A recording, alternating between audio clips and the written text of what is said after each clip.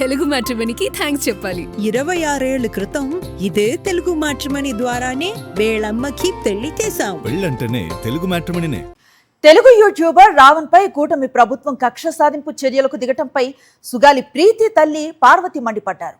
చంద్రబాబు ప్రభుత్వం సుగాలి ప్రీతి కేసులో నిందితులను స్వేచ్ఛగా తిరగనిస్తోందని, కానీ ప్రశ్నించే వారి గొంతు నొక్కాలని చూస్తోందని ఆగ్రహాన్ని వ్యక్తం చేశారు. ప్రశ్నించండి, నిలదీయండి అని పవన్ కళ్యాణ్ మాటలు చెప్తారే కానీ పాటించరంటూ అసహనాన్ని వ్యక్తం చేశారు. డిప్యూటీ సీఎంకి చిత్తశుద్ధి ఉంటే సుగాలి ప్రీతి కేసులో నిందితులను శిక్షించాలన్నారు. త్వరలో పవన్ కళ్యాణ్ చెప్పినట్లుగానే ఆయన ఆఫీస్ ముందే కూర్చొని సుగాలి ప్రీతికి న్యాయం చేయాలని ప్రశ్నిస్తామన్నారు సుగాలి పార్వతి. అందరికీ నమస్తే. నా పేరు పార్వతీదేవి, సుగాలి ప్రీతి తల్లి. ప్రస్తుతం రాష్ట్రంలో ఉన్న కూటమి ప్రభుత్వంలో ఉన్న పోలీస్ వ్యవస్థ గత 2 రోజులుగా చాలా స్పీడ్గా తిండి తిప్పలు మానేసి రాత్రింబగళ్ళు పనిచేస్తున్నాయి. సంతోషం. ఏ విషయంలో? రావణ్ అనే ఒక వ్యక్తి మీద.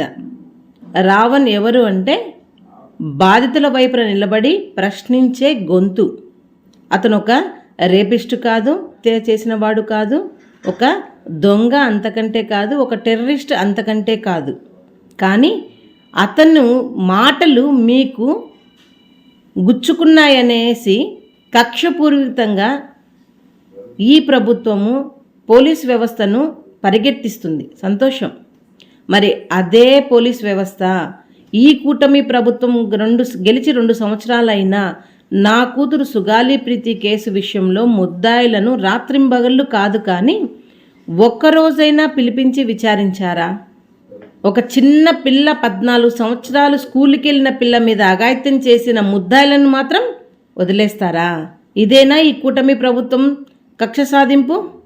నిన్న పవన్ కళ్యాణ్ గారు ఒక వీడియో చేసి మమ్మల్ని ప్రశ్నించండి, ఎదురించండి, మర్యాద ఇచ్చి మాట్లాడండి అన్నారు. అదే మర్యాదతో మేము 2 సంవత్సరాల నుంచి లెటర్స్ పెడుతున్నాం డిప్యూటీ సీఎం పవన్ కళ్యాణ్ గారు మీ ఆఫీస్కి నా కూతురు కేసులో ఏమైంది అని. మరి ఇంతవరకు కూడా మీ సమాధానం లేదు. మరిన్ని అప్డేట్స్ కోసం ఛానల్ను సబ్స్క్రైబ్ చేయండి. నోటిఫికేషన్స్ కోసం బెల్ ఐకాన్ పై క్లిక్ చేయండి.